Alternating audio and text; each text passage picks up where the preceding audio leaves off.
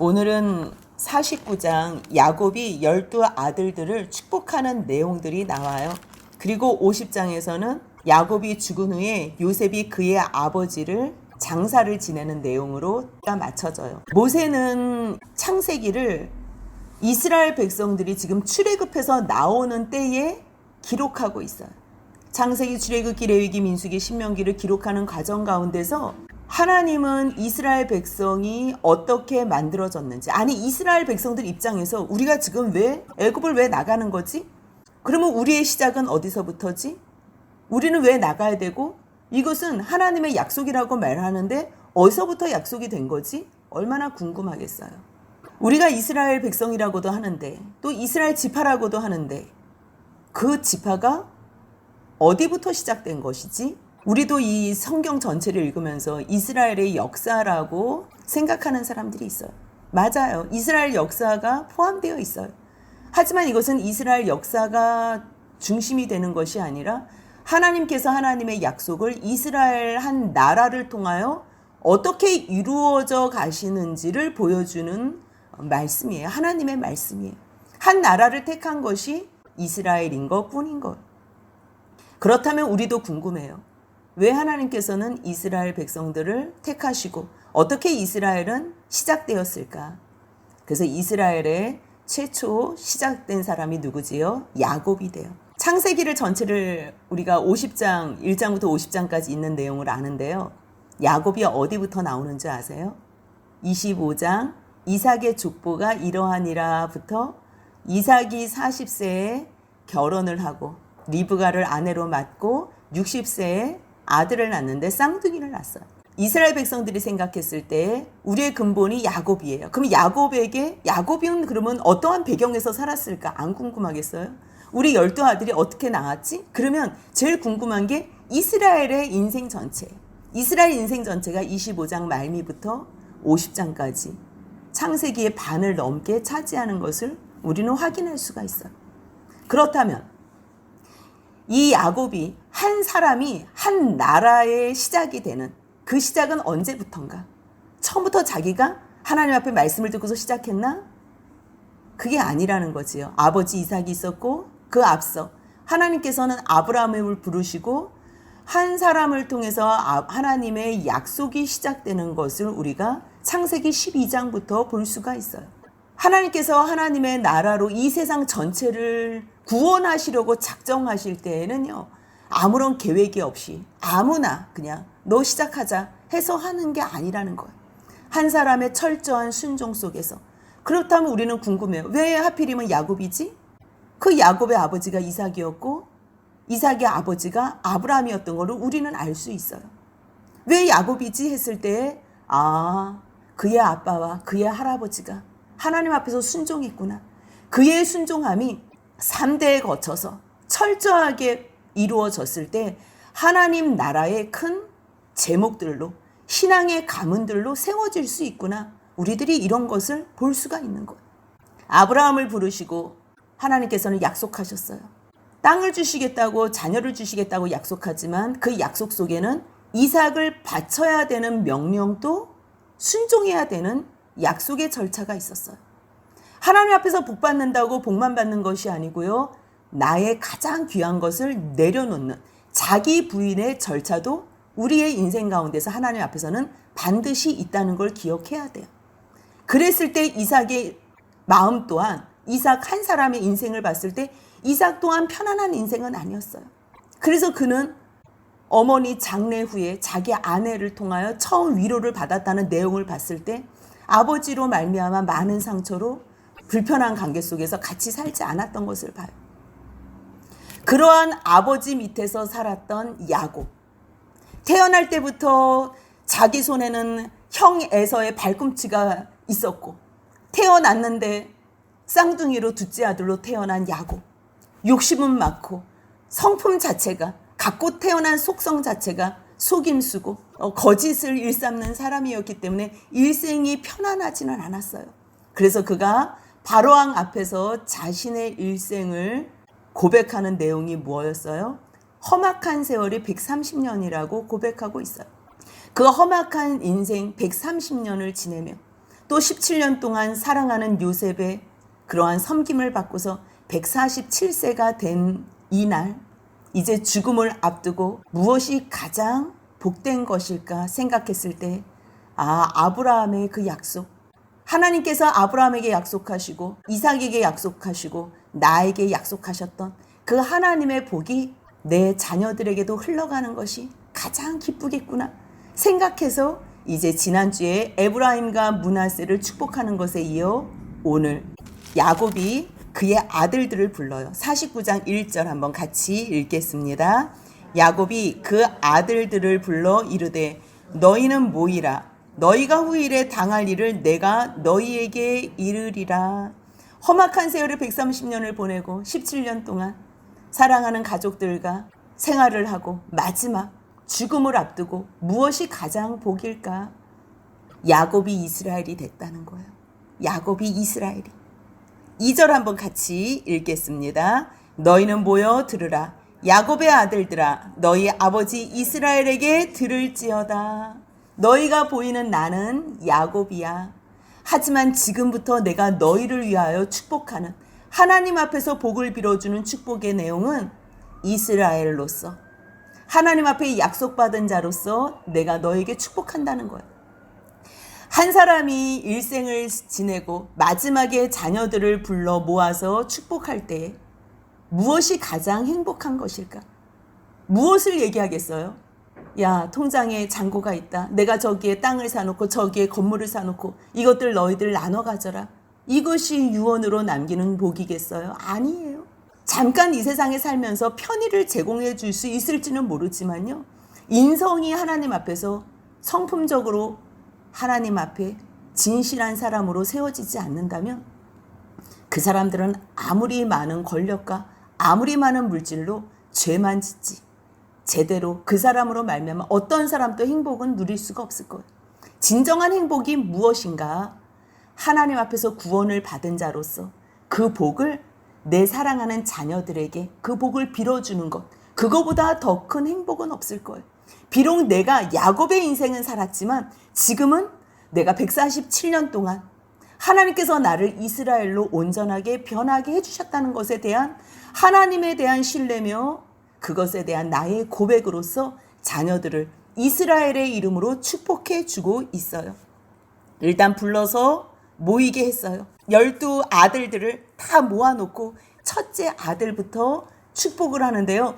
중간에 서열이 잠깐 바뀌어요. 왜 바뀌는지 이유는 모르겠어요.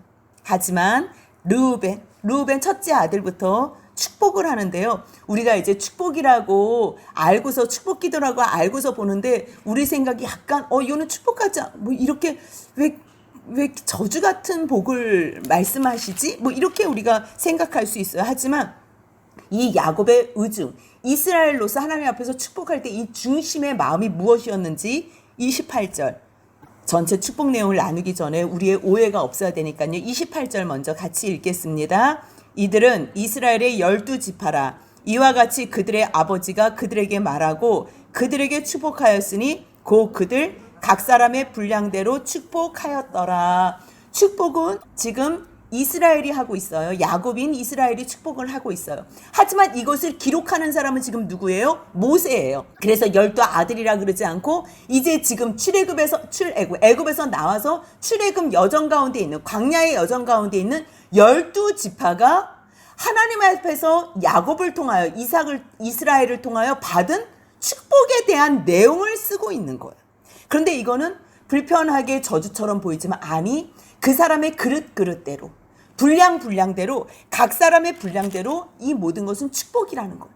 부모의 마음이 어떤 자식도 잘못되라고 저주할 부모는 없어요. 특히 지금 야곱이 야곱으로서 지금 축복하는 것이 아니라 이스라엘로서 축복하는 거기 때문에 하나님 앞에서 12지파 하나님께서 약속이 이루어지는 그러한 대상으로서 온 마음을 다해서 축복하고 싶을 거예요. 하지만 하나님께서 주시는 감동대로 하나님께서 주시는 그 마음대로 입을 열어서 말하는 기도기 때문에 예언의 복이기 축복이기 때문에 자기가 하고 싶다고 하는 것이 아니에요. 그래서 뒤에 보면 베냐민 얼마나 사랑해요 베냐민은. 그런데 베냐민한테 너는 물어뜯는 일이라고 말을 해요. 물어뜯는 일이라고. 베냐민은 한 번도 이렇게 조금 거슬리게 나오지를 않았는데 우리가 사사기 뒤에서 알잖아요. 베냐민 지파가 없어질 뻔하는 위기가 있는 거. 그러니까 이거는 지금 베냐민 한 사람에게 말하는 것이 아니라 이 베냐민으로 말미암아 그 지파들이 어떻게 하나님 앞에서 서는지 이거는 예언적인 축복을 얘기하는 거예요. 한번 르우벤부터 같이 한번 보겠습니다. 3절 4절입니다. 르우벤아 너는 내 장자요 내 능력이요 내 기력의 시작이라. 위풍이 월등하고 권능이 탁월하다마는 물의 끓음 같았은즉 너는 탁월하지 못하리니 내가 아버지의 침상에 올라 더럽혔음이로다. 그가 내 침상에 올랐었더라. 그 창세기 35장에 나오는 라헬의 종 빌하 간통 사건으로 말미암아 굉장히 불편한 심기를 드러내고 있어. 이 일은 온 식구들이 다 알아요.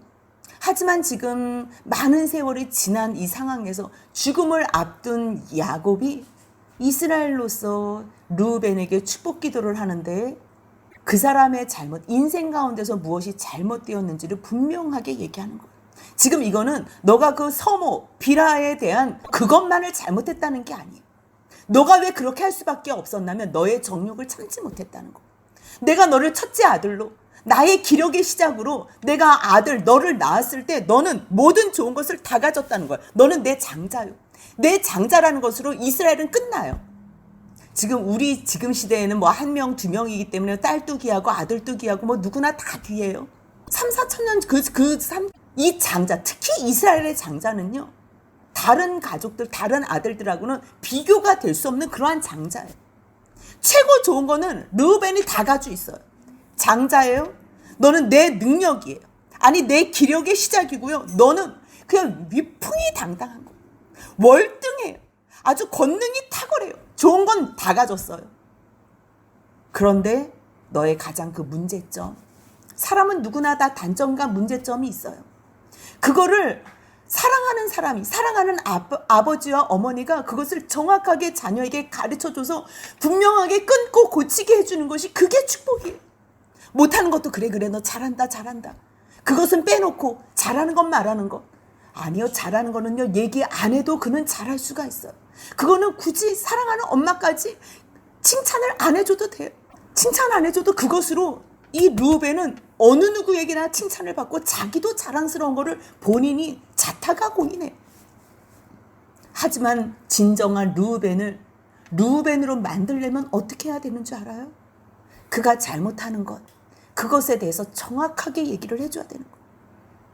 르우벤은 서모하고도 문제를 일으켰지만 형제들 사이에서도 말이 앞서서 신용도가 없었어요. 그래서 베냐민을 데리고 내려가는 그 과정 가운데서 유다의 말은 아버지가 들었지만 르우벤의 말에는 어떠한 신뢰도 할 수 없었던 그러한 것을 우리가 앞에서 다 봤어요. 르우벤을 세우고 싶은 단 한 가지 이야기를 해주고 싶다. 너는 물의 끓음 같아. 너무 너 정욕이, 너가 성질이 너무 불같다는 거야.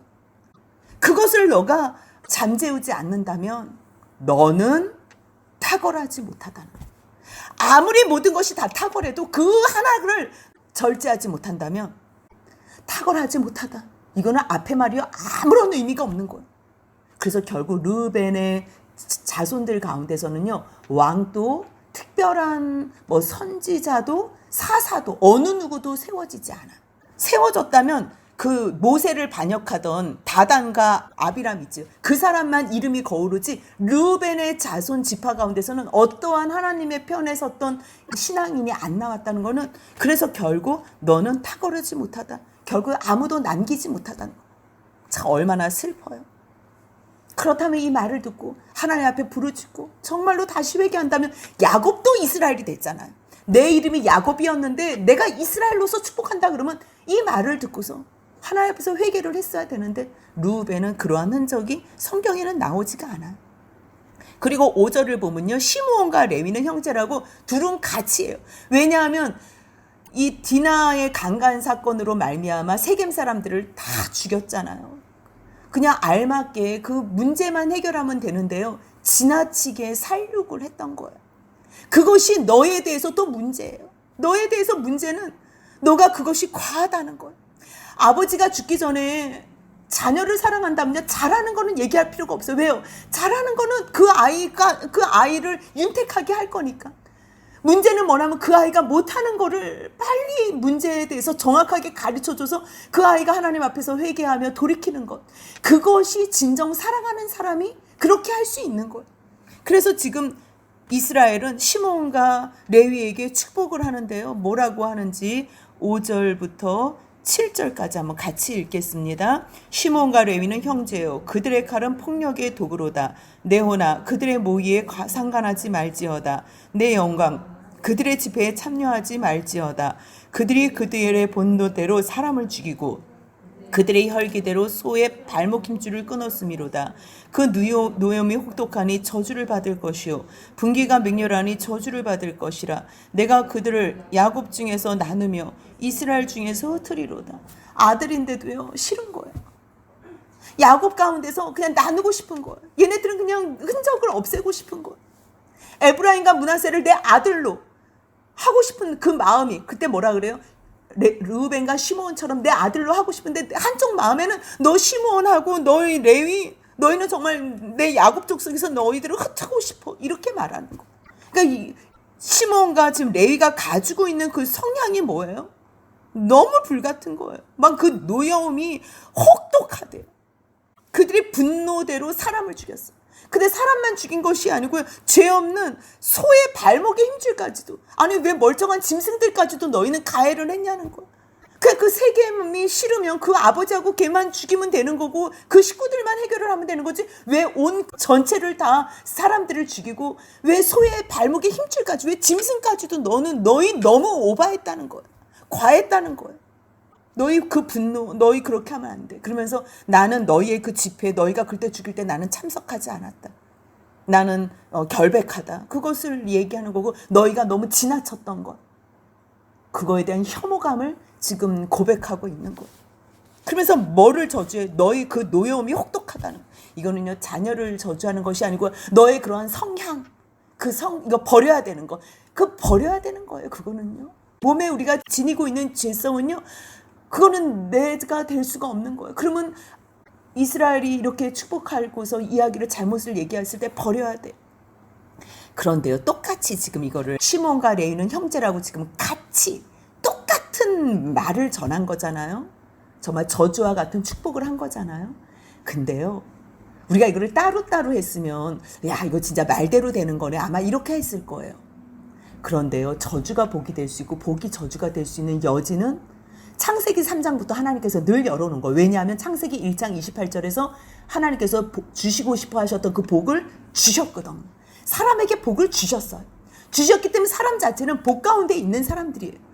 근데 복 가운데 있지만 그 복을 저주로 바꾸고 복으로 바꾸는 거는 누구 마음인 거예요? 각자 사람들 마음이라는 거예요. 하나님께서는 복을 주셨어요. 하지만 그것을 자기가 하나님의 말씀을 떠나서 지내면 그 자체가 저주가 되는 것이고, 아무리 저주스러운 말을 들어도 하나님 앞에서 회개하고 돌이키면 다시 복 가운데로 들어갈 수 있는 거예요. 지금 시몬과 레위에게 말한 거는 누구나 다 봐도 저주 같아요. 너 노여움이 혹독하니 저주를 받을 것이요, 분기가 맹렬하니 저주를 받을 것이요, 내가 그들의 야곱 중에서 나누며 이스라엘 중에서 흩으리라, 이렇게 얘기했어요. 그런데 똑같은 이 저주와 같은 축복을 받은 시므온은요, 민수기 25장에서 그 부올에서 생긴 그 음행이 있어요. 그때에 시므리라는 살루의 아들이요, 시므엔의 조상인 가문 중 지도자가 고수비하고 음행을 하는 현장을 비느하스가 창으로 죽이는 일이 민수기 25장에 나오거든요.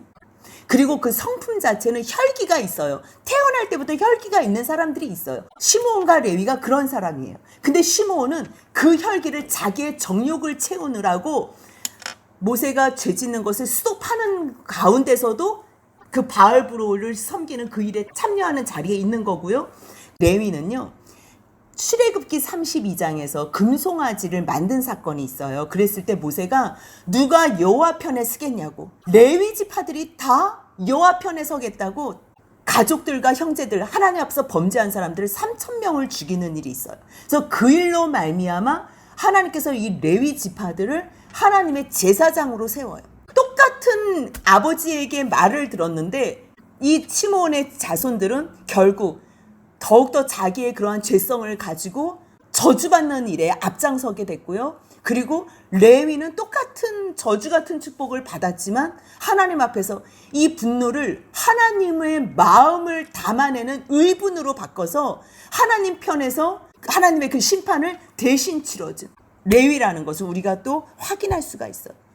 근데 여기서 뭐라고 이야기를 하냐면요. 너희는 다 흩어지겠다고. 여호수아 19장 1절 한번 제가 읽어드릴게요. 둘째로 시므온 곧 시므온 자손의 지파를 위하여 그들의 가족대로 제비를 뽑았으니 그들의 기업은 유다 자손의 기업 중에서라 이래요. 지금 기업을 다 나눠주거든요. 나눠주는데 여호수아 19장에서 여호수아가 그 기업을 나눠줄 때 이 시므온 지파는 유다가 제일 커요. 이 유다 지파가 제일 큰데 그 유다 지파에 속해서 살 수 있게 그냥 포함해서 살게. 그래서 결국은 시므온 흔적이 없어지게 돼요. 그리고 레위는 어떻게 돼요? 제사 직분을 가지면서 다 흩어지잖아요. 그래서 48개 성읍으로 다 흩어져서 진짜 나뉘어지는데 똑같이 나뉘어지고 흩어지고 흔적은 없어지는데 한 사람은 하나님 앞에서 순종하지 않으므로 자기의 정욕을 채우고 자기의 의분을 내는 데에 앞선 그 후손들은 결국 유다 속에서 흩어지게 됐고요. 레위는 12지파로 다 나뉘어서 성읍이 다 48개 성읍으로 나뉘어졌지만 이 이스라엘 백성들을 세우는 하나님 앞에서 거룩한 사람들로 세우는 일에 가담을 해서 흩어진 것으로 이 말씀이 성취된 것을 우리는 말씀을 통해서 확인할 수가 있어요. 르우벤과 시몬과 레위를 축복한 다음에 이제는 유다에 대해서 축복을 하는데요. 유다에 대한 축복이 얼마나 긴지요. 한번 유다에 대한 축복을 12절까지 한번 같이 읽겠습니다. 유다야 너는 내 형제의 창송이 될지라 내 손이 내 원수의 목을 잡을 것이요 내 아버지의 아들들이 내 앞에 절하리로다. 유다는 사자 새끼로다. 내 아들아 너는 움킨 것을 짚고 올라갔도다. 그가 엎드리고 웅크림이 수사자 같고 암사자 같으니 누가 그를 범할 수 있으랴. 그가 유다를 떠나지 아니하며 통치자의 지팡이가 그 발사에서 떠나지 아니하시기를 실로가 오시기까지 이르리니 그에게 모든 백성이 복종하리로다. 그의 나귀를 포도나무에 매며 그의 암나귀 새끼를 아름다운 포도나무에 맬 것이며 또 그 옷을 포도주에 빨며 그의 복장을 포도즙에 빨리로다. 그의 눈은 포도주로 인하여 붉겠고 그의 이는 우유로 말미암아 희리로다. 막 구구절절이 요셉을 장자로서 세운다고 역대상 5장 1절 2절에서 우리가 확인했는데요. 유다를 영적인 장자로 세우는, 왜냐하면 규가 유다를 떠나지 않는데, 규가 통치자의 지팡이가 너 발 사이에 떠나지 않기를 실로가 오시기까지 이르리니 그에게 모든 백성이 복종하리로다. 유다의 자손 가운데 다윗이 나오잖아요. 이스라엘의 첫 번째 왕이 초대 왕이 사울이고 두 번째 왕이 누구지요? 다윗이잖아요. 다윗 이후에 솔로몬 이후에 북이스라엘과 남유다로 나뉘어요. 그러면서 남유다는요 다윗의 자손을 대대로 왕으로 세우는 일을 해요. 결국 이 말씀을 근거로 유다에서 규가 떠나지 않고, 이 규는 뭐래요? 왕이 들고 있는 이 지팡이잖아요. 규가 떠나지 않으면 통치자의 지팡이가 떠나지 않는다는 것. 유다의 자손에서 왕이 끊이지 않았다는 것. 결국 예수가 다윗의 자손, 이 유다의 지파 가운데서 나셨는데 이스라엘 백성들은 그 예수를 자기의 왕으로, 메시아로 인정을 안 한 거죠. 그래서 십자가에 죽이기는 했지만 하나님의 약속은, 또 이스라엘을 통해서 유다에게 축복한 이 약속은 규가 끊이지 않고 통치자가 끊이지 않아서 결국 예수로 말미암아 영원한 통치가 이스라엘, 이거는 보이는 혈통적 이스라엘뿐만 아니라 언약적 약속의 이스라엘로 영원히 이 약속이 이루어진다는 것을 볼 수 있어요. 그런데 유다에게 축복한 내용은 내 형제의 찬송이 된다. 유다라는 이름의 뜻은 뭐예요? 찬송하라. 여호와를 찬송하라는 거예요. 하지만 이것은 너만 찬양하는 것이 아니라 너로 말미암아, 너 자손으로 말미암아 너의 형제 모두가 다 찬송한다는 거예요. 결국 유다로 인해서 요셉도 죽음에서 팔리게 됐지요. 또 중보하는 역할로 말미암아 베냐민도 살리게 됐지요. 결국 온 가족을 다 회복하게 한 유다. 그럴 때 너는 형제의 찬송이 될지라. 참 제일 신임하고 있는 것 같아요, 유다를. 그러면서 내 손이 내 원수의 목을 잡을 것이, 이 원수는 정말 영적인 해석을 하면 사탄을 얘기하죠. 결국 예수 그리스도가 사탄의 머리를 박살낸다는 그 창세기 3장 15절의 내용의 말씀이 그대로 여기에서도 선포돼서 예수께서 그 일을 이루시는 것을 우리는 볼 수가 있어요. 그리고 유다는 사자 새끼로다. 사자는요, 동물 중에 왕이에요. 이 사자는 근데 지금은 어린 사자 새끼예요. 보이진 않아요. 흔적은 없어요. 하지만 너의 그 모습은 그 웅크림이 수사자 같고 암사자 같은, 너는 누가 근접하고 범할 수가 없다는 것. 왜냐하면 너에게서 영원한 통치자가 나오기 때문인데, 그것은 그냥 영원한 통치자, 아니 이 땅에서 왕과 통치자만 나오는 것이 아니라 11절 12절을 보면요, 얼마나 풍성함이 있냐면요, 그의 나귀를 포도나무에 맨대요. 이게 나귀가 얼마나 이렇게 움직여요, 그치요? 근데 포도나무에다 매면 이거 흘렁흘렁해서 계속 떨어지잖아요. 떨어져도 상관없이. 그렇게 풍성하다는 걸 어떻게 보면 아냐면요, 그의 암나귀 새끼를 아름다운 포도나무에 맬 것이요, 또 그 옷을 포도주에 빨며. 아니 포도주가 얼마나 풍성했으면 옷을 포도주에 빨겠어요. 옷만 포도주에 빠는 것이 아니에요. 복장을 포도주에 빨고요, 그의 눈은 포도주로 인하여 붉겠고 그의 이는 우유로 말면 젖이잖아요. 얼마나 이게 풍성하면 이가 하얘졌다. 그러니까 이거는 유다의 자손들이 이 풍성함, 이 누리는 이 세상에서도 풍요함을 누리고, 그 다음에 왕의 귀가 떠나지 않는 예수 그리스도로 말미암은 그 메시아의 약속까지도, 영원한 약속까지도 유다가 아버지에게 지금 축복을 받고 있어요. 그리고 나서 스불론이에요. 스불론과 이사갈은 레아가 낳은 아들이지요. 스불론은 해변에 거주한대요. 그곳은 뱀에는 해변이라 그의 경계가 시도네까지 이르리라. 무역상을 한다는 거죠. 이것은 여호수아가 땅을 나눠줄 때에 19장 11절에 시내를 만나고 하는 그 시내, 이게 제 해변이라는데 그 시내가 우리가 뭐 정확하게 어떤 시내인지는 지금 뭐 너무 오래돼서 모르잖아요. 그래도 이 시내에 물이 있다는 걸 보니까 이 해변의 경계까지 이게 성취가 됐구나, 우리가 또 알 수 있는 거예요. 그리고 이사갈은 양의 우리 사이에 꿇어앉은 건장한 나귀로다.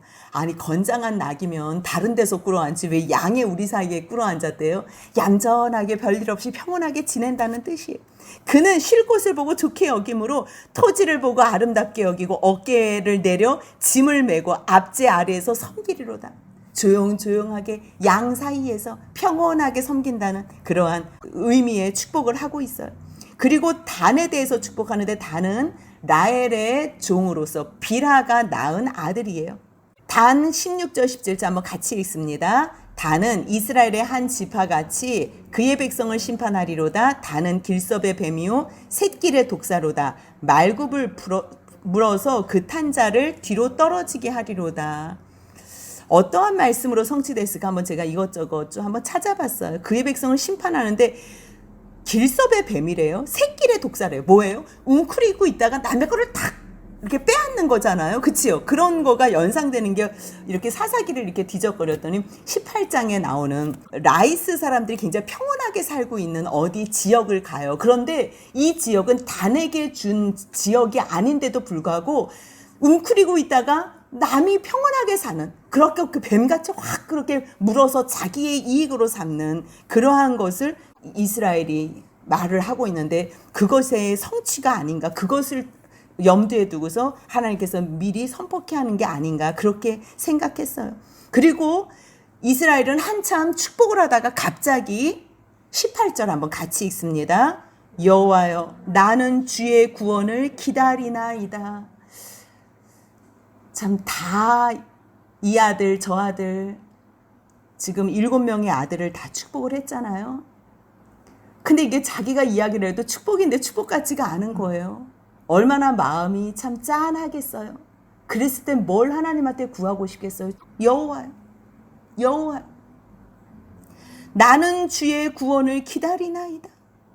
나는 주의 구원을, 이 구원을 히브리어 원문에 예수아라고, 예수아, 이게 뭐예요? 여호수아, 호세아, 구원 이런 뜻이잖아요. 이 구원, 그 하나님께 보이는, 그러니까 하나님 앞에서 이미 벌써 영의 눈이 열려서 여호와요. 결국 야곱도 하나님 앞에서 이 구원을 바라봤다는 것. 그 구원이 뭐예요? 예수 그리스도의 예수. 멀리서 그 구원을 바라보고 약속을 바라보고서 살았던 그 많은 믿음의 선진들을 말았던 것처럼, 그러니까 이 자녀들을 위해서 축복하는데 진정한 구원이 없다면 이것은 축복이 아닙니다라는, 주님 여호와여 나는 주의 구원을 기다립니다. 주님 우리 자녀들에게도 구원하여 주옵소서. 주님의 구원이 임하여지길 원합니다. 변함없는 하나님 앞에 소원함이지요. 우리가 뭘 기대하겠어요? 구원 외에는 다른 것을 기대할 수 없다는 것. 그리고 갓과 아셀에게 축복을 해요. 실바의 아들들인데요. 갓은 군대의 추격을 받으니 도리어 그 뒤를 추격하리도. 그 군대 추격은 받아요. 하지만 그 뒤를 추격하는 그러한 또 뒤에 내용들이 또 삶 속에서 나오는 거고요. 아셀에게서 나는 먹을 것은 기름진 것이라. 그가 왕의 수라상을 차리리로다. 굉장히 부유한 어떠한 복을, 땅에서 풍요로운 복을 또 아셀에게 선포하지요. 그리고 납달리는 노인 암사슴이라 아름다운 소리를 바라는도다. 얼마나 많은 관심과 사랑, 이런 것이 있어야지 단점도 보이고 장점도 보이고 해요.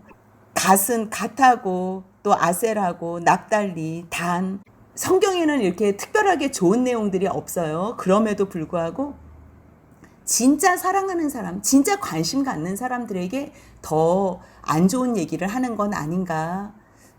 정말 고쳐주고 싶은 그 단점만 버리면 너는 정말 하나님 앞에서 구원을 보겠다는 그러한 간절한 마음으로 쓰는 것이 아닌가 마무리를 하고 있어요. 그리고 이제 요셉이에요. 요셉은요, 정말 자기가 얼마나 이 17년 동안 얼마나 행복하고 얼마나 고마웠겠어요. 그것을 다 마음에 담아서 축복을 빌고 있는데요. 22절부터 25절까지 한번 같이 읽겠습니다. 요셉은 무성한 가지 곧 샘 곁에 무성한 가지라. 그 가지가 담을 넘었도다. 활 쏘는 자가 그를 학대하며 적개심을 가지고 그를 쏘았으나 요셉의 활은 도리어 굳세며 그의 팔은 힘이 있으니 이는 야곱의 전능자 이스라엘의 반석인 목자의 손을 힘입음이라. 내 아버지의 하나님께로 말미암나니 그가 너를 도우실 것이요 전능자로 말미암나니 그가 내게 복을 주실 것이라. 위로 하늘의 복과 아래로 깊은 샘의 복과 젖먹이는 복과 태의 복이로다. 내 아버지의 축복이 내 선조의 축복보다 나아서 영원한 산이 한없음 같이 이 축복이 요셉의 머리로 돌아오며 그 형제 중 뛰어난 자의 정수리로 돌아오리로다. 이렇게 복을 선포하고 있어요. 얼마나 사랑하면 해주고 싶어하는 모든 복을 다 담아서 해줘요.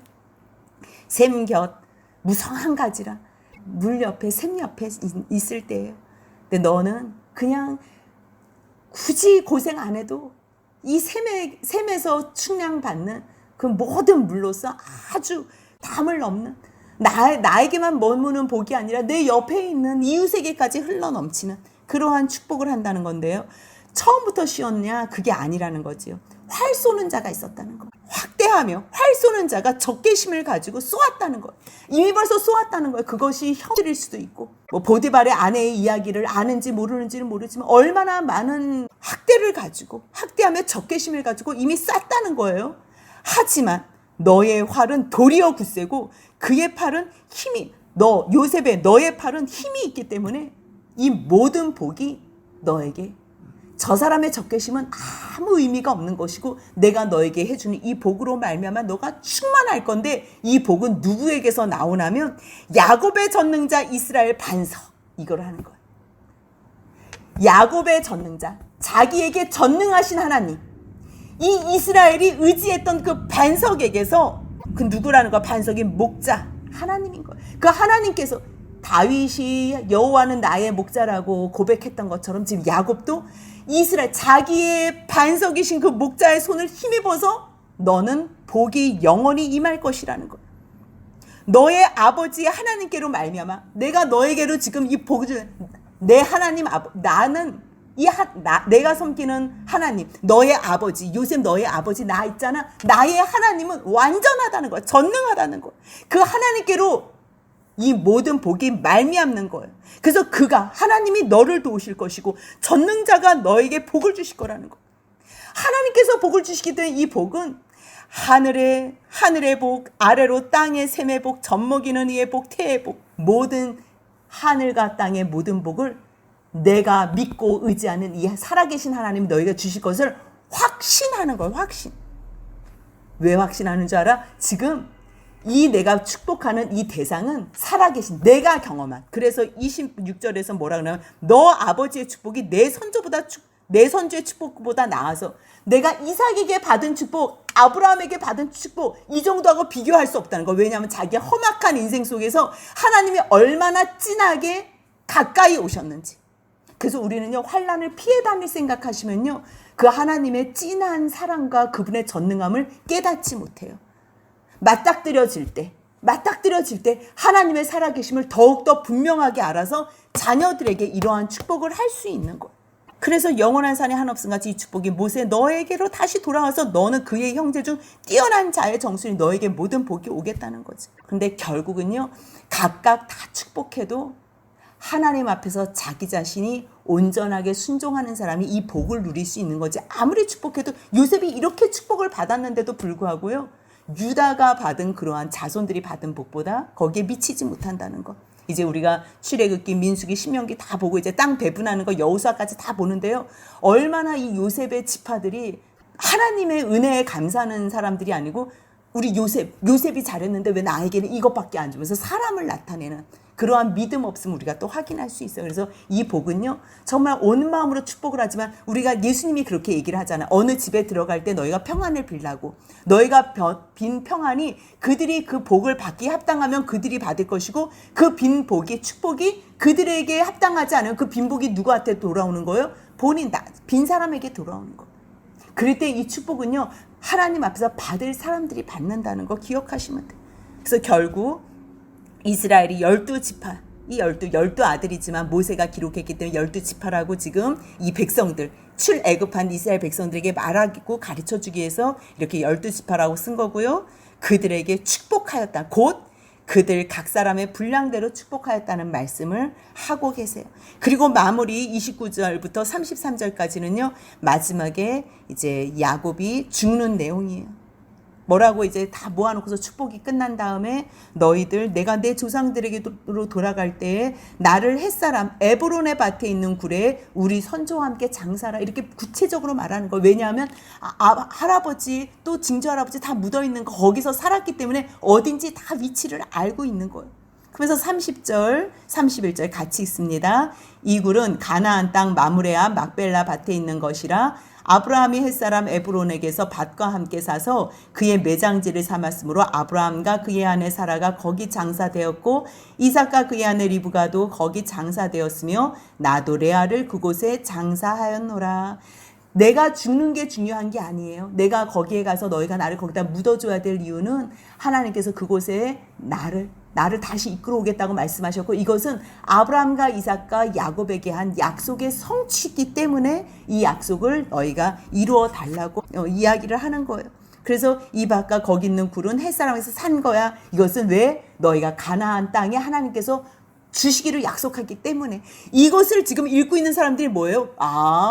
우리가 왜 출애굽해서 가는지 이때 이 약속을 해서 야곱도 그래서 그 이름이 이스라엘이어서 우리가 이스라엘의 12지파구나. 하나님의 약속이 지금 성취되는 가정 가운데 우리가 그 약속대로 가기만 하면 되는구나. 이것을 알게 하기 위해서 모세는 이 말씀을 하나님 앞에서 받아서 기록하고 있어요. 결국 야곱이 아들들에게 명하기를 마치고 그 발을 침상에 모으고 숨을 거두니 그의 백성에게로 돌아갔더라. 밑에 보니까 10조에게로. 결국 하나님의 약속. 사람은 죽고 살고 본인의 인생 가운데서는 굉장히 큰 문제가 있는 것 같아요. 하지만요, 하나님 안에 있으면 죽어도 살고 또 살아서 무릇 하나님 안에 있는 자는 영원히 죽지 않는 그러한 복을 받는 거예요. 하나님의 말씀이 이루어지고 하나님의 성취가 이루어지는 한 도구로 살아드리는 것이 중요하지 내가 죽고 사는 것이 문제가 되지 않는다는 것. 하나님 앞에 드려지는 인생을 살 때에 예수 그리스도께서 다시 오실 때 우리가 하나님 안에서 다 부활하며 하나님과 영원히 함께 살 것을 기다리며 우리의 인생 가운데에 나 너무 나에 집착하지 마시고 하나님 약속 안에서 내가 한 사람으로 살아드리는 복된 인생이 되시길 주님의 이름으로 소원합니다. 아멘.